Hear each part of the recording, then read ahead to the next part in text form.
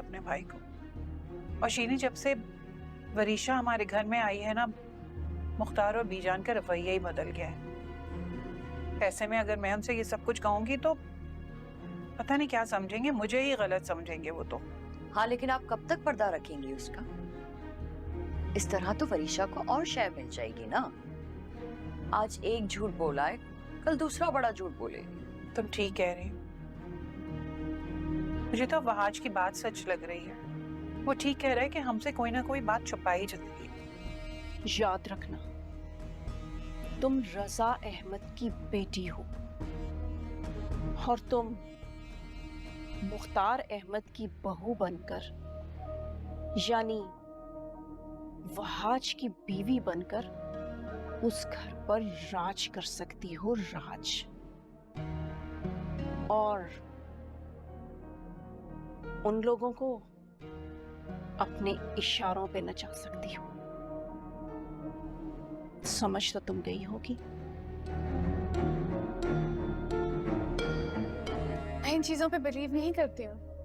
Equal rights पे believe करती हूँ। Equal rights? कौन से इक्वल राइट्स? मेरी लाइफ में किसी की कोई इक्वल राइट्स नहीं। शादी के बाद भी सिर्फ वही होगा जो मैं कहूँ।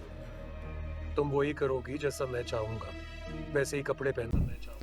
तुम वैसे ही कपड़े पहनोगे जैसे मैं चाहूँगा। वहाज और शिफा की आपस में ये बात चल रही होती है। शिफा कहते हैं तुम हो कौन? मैं तो एक कंजर्वेटिव लड़की हूँ और इक्वल राइट्स पर बिलीव रखती हूँ। कहते हैं कहाँ से आ गए इक्वल राइट्स? मेरी लाइफ में तो इक्वल राइट्स नहीं है। मैं तो जो चाहूँगा तुम वही करोगे। शादी के बाद भी वही होगा जैसा मैं चाहूँगा।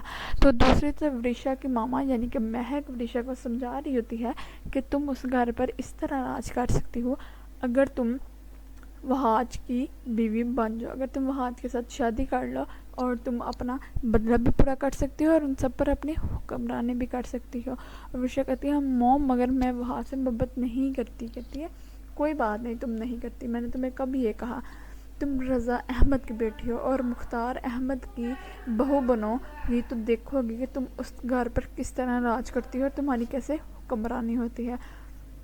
और देखते हैं। और महक कहती है मामा मैं ऐसा कुछ भी नहीं करूँगी। दूसरी तरफ वरीशा की जो बड़ी मामा होती हैं और पुप्पो होती हैं वो आपस में डिस्कस कर रही होती हैं, आपस में कुछ बातें डिस्कस कर रही होती हैं कि वरीशा ने आज बीजान से झूठ बोला है। तो व्यूअर्स देखते हैं क्या होता है। कमेंट्स में अपनी राय ज़रूर दिए।